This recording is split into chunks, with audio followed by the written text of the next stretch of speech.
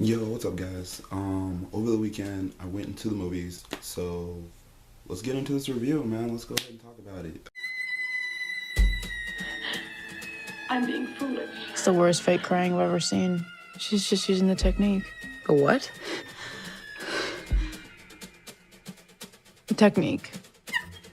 Holy Amanda, this is my stepdad, Mark. How long are you here, Amanda? My mom's gonna pick me up around midnight. Midnight's late for us. I'll call your mom. She can come pick you up now. She's busy. Doing what? Chemotherapy.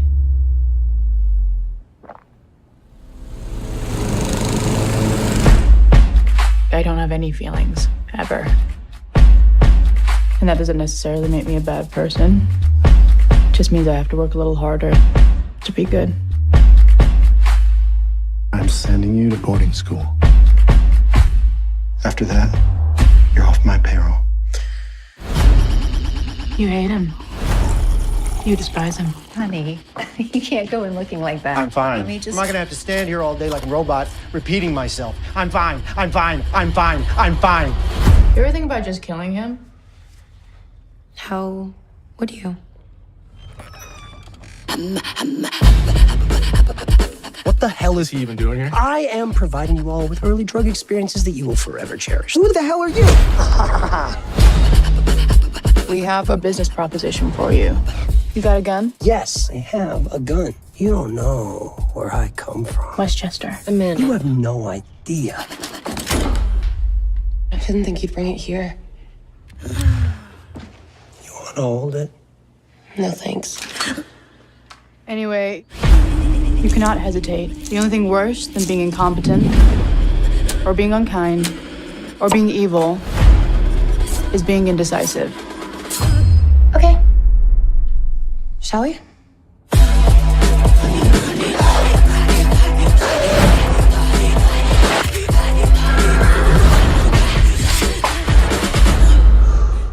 What am I gonna tell my dad? Wear a hat. We're keeping this, by the way. This movie is written and directed by first-time director Cory Finley.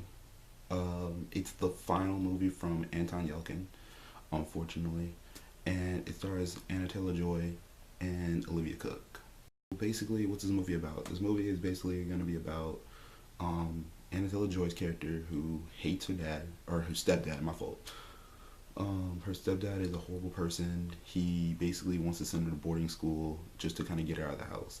He's basically one of those horrible rich people that he's so rich that he shows it in your face. He has, he does hunting for sport. He's one of those cleansing type guys. And his daughter, he's into a step-wife. We see that throughout the whole movie that he's just a horrible person. So this brings Anya Taylor-Joy's character to want to kill him, which is the whole plot of the movie.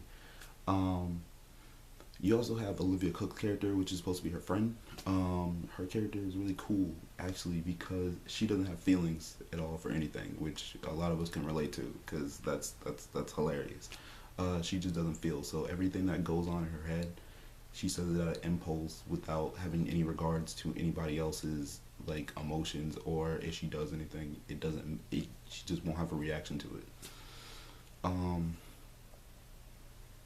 So they only kind of relate to each other by the fact that they both want to kill Anya Taylor-Joy's character's stepdad for like different reasons. The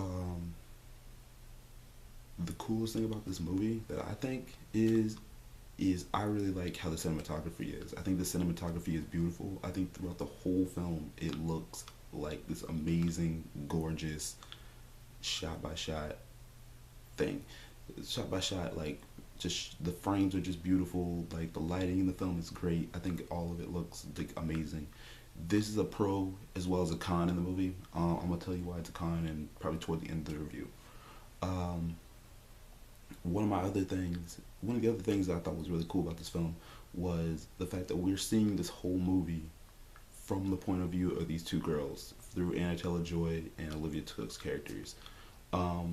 So this kind of brings into the deciding factor of this movie is kind of like a horror thriller from the point of view of a psychopath. are what we don't know is a psychopath, or because this girl could be just a brat throughout the whole movie. She could be a legit psychopath. We don't know, and I think that's what's really cool about the film. And you see that through the way how her stepdad reacts, the way how her mom reacts, the way how everybody reacts towards these kids. I think that was a really cool choice, and I think that was a really cool style to film this film, because that was something that I don't think we really get to see that much of anymore. One of the other things that I really wanted to praise this movie for was Anton Yelchin. Anton Yelchin unfortunately did pass away, I believe, I want to say like 2 years ago. This is his final film. This is one of those movies that you get to actually see. This is not like Star Trek or This is not like Star Trek where he's kind of on the side and you're kind of like, oh yeah, he was a really great actor. No, this is him actually acting. This is him actually in the movie. I'm not trying to disregard his role as Welshie in Star Trek. He was great in that, but I think this is the movie that you actually get to see him like he's owning this role. How'd you find me? Asked around. Yes. That is so unprofessional. You know, I wouldn't normally make a sale under these circumstances. Good thing you need the business. I don't need the business. Okay. This is a temporary gig. Fun. I have had to hustle for everything that I have. You don't know where I come from. Westchester. If you have no idea, give me 5, max 10 years, I will be running this game. All up the coast, I will be the guy.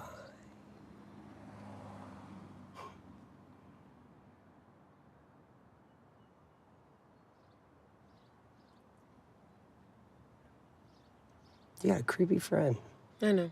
And he's in it for probably about a good handful of the film, and he's great in this movie. Like, I think he actually kind of stole the movie for me, and I actually kind of, like, it's kind of upsetting to find out that this is what could have been. Like, you don't even know, like, this dude could have had a really great rising success story, and he could have been one of the great actors coming up this age. So it's really upsetting about his untimely death, so that kind of sucked. No one was making a big deal about killing a person. This is seen through the film's dialogue, this is seen through the film's shots, this is seen through how the kids act. It kind of puts in the perspective of maybe you could kill somebody and get away with it. And I think that was kind of like a strong force for the movie to kind of help it out and kind of help us relate to these kids, because I found myself relating to the kids a lot more than I thought I would. The other thing I liked about this film was the fact that the movie it's not over stylizing the high class, because usually with films like this is a movie where it's shot in the upper class. It's mainly shot in one neighborhood, and a lot of these movies normally just go all out with their shots, trying to exploit how great it is to live in these areas and how you should feel horrible because you don't live in this. This movie didn't do that. This movie felt like very natural. And I think that's some of the points that you got to give this movie, because it's very subtle with throwing us into this upper class world for a lot of people who don't live in that type of lifestyle. So I thought that was really great. A lot of those guys who looked at the trailer kind of like myself, this was something that when I first looked at this trailer, it reminded me of a film that I saw a couple years ago that I didn't like as much as I thought I was. And that was The Bling Ring. My homie Mark. Hey. Hi, I'm Nikki. This is Sam. Hi. Oh my God, that's Paris Hilton. It's Kirsten Dunst. I just think we wanted to be a part of, like, the lifestyle that everybody kind of wants. Hey, I can be the answer. I'm ready to dance when the vampire. Paris Hilton's hosting a party in Vegas tonight. Where does she live? Do you think we could find a way in? I don't know. Come on, let's go to Paris's. I want to rob. The Bling Ring was something that I thought was just so overly bombastic and just so full of itself and just all over the place that it took a lot of points off for me. And I just didn't feel like it was actually nailing home what it was supposed to nail home. This movie's a little bit more tighter. It's actually a lot more focused, and it's actually a lot shorter, which actually helps it, because this movie, it takes you right in, puts you right where you need to be. So finally, my main problems with the film is I think that this is too much of a film school movie. I know I was going off about this film a lot, but to me, this is just so film schooly that it's literally check marking the boxes to get an A. For a person who's in film school, a person who studies film a lot, this is one of those movies that I would see in a screening that we would have in class, and it's a lot better than it because of the production value. But if you gave a lot of people this type of credit in any type of film school, this is the type of movie they would make. That are from first-time directors that are just, I don't want to say more flashier, but I think they were taking more risk, and I think this movie wasn't taking a risk with the way how it shoots itself. I think it was trying to stay safe, and I think that was the main problem, because you just look at it and you just go, okay, minimalistic dialogue, check. Cinematography, make sure everything in the film like looks a specific way, check. Like, make sure you do a lot of panovers, check. Like, it was doing that, and it's kind of like one of those movies that, for me, that's a personal pet peeve for me, because I like to see something kind of like, I like to see them a little bit more, I don't want to say creativity, but I kind of want to see a little bit, I kind of want to see you take more risk with the movie, and I feel like this movie was something that could have took a couple more risks with its shots. And even though I saw what they were going for, I see it just for me, myself. I can't speak for everybody else. I think this film would have probably helped it to try to do a little bit of different shots in this film.